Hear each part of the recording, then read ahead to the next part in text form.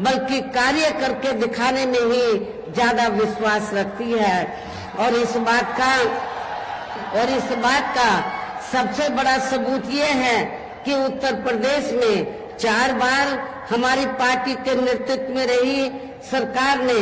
चुनाव में अपनी पार्टी के बिना कोई जारी किए गए चुनावी घोषणा पत्र के ही प्रदेश व आम जनहित में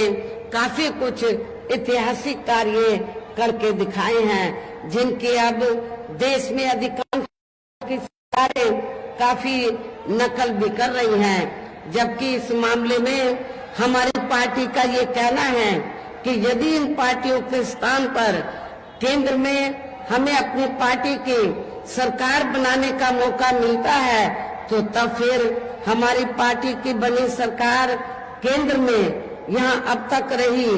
सभी विरोधी पार्टियों की सरकारों की तरह केवल हवाई व कागजी कार्य आदि नहीं करेगी, बल्कि उत्तर प्रदेश की तरह ही जमीनी हकीकत में ठोस कार्य करके दिखाएगी। और इस संदर्भ में खासकर मैं ये कहना चाहूंगी, केंद्र द्वारा देश में पिछले कुछ समय से अति गरीब परिवारों को अस्थायी तौर पर फ्री में जो थोड़ी सी खाद्य सामग्री दी जा रही है, तो उससे इनका स्थायी तौर पर भला होने वाला नहीं है। और आप लोगों को ये मालूम है कि जब यहाँ असेंबली का चुनाव हुआ तो असेंबली के चुनाव में भी और अब लोकसभा चुनाव में भी पूरे देश के अंदर तो जो सर्व समाज में से जो गरीब लोग हैं जिनको इन्होंने फ्री में थोड़ा राशन आदि दिया है, खाद्य सामग्री आदि दी है, तो उसके एवज में तो ये इन्होंने असेंबली के चुनाव में भी लोगों को गुमराह करने के लिए और अब लोकसभा चुनाव में भी तो बीजेपी और आरएसएस के लोग तो अपने कंधे पे थैला टांग कर तो गांव-गांव में घूम रहे हैं और क्या कह रहे हैं कि देखो श्री नरेंद्र मोदी जी ने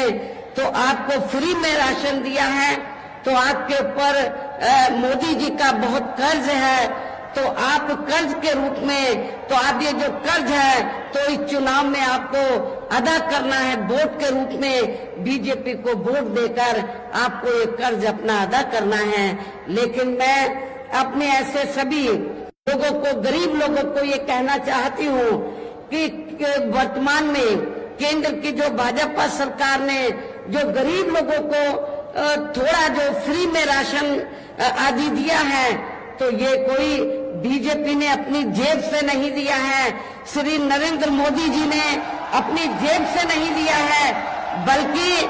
आप लोग जो यूपी गवर्नमेंट को या केंद्र की सरकार को जो भी टैक्स देते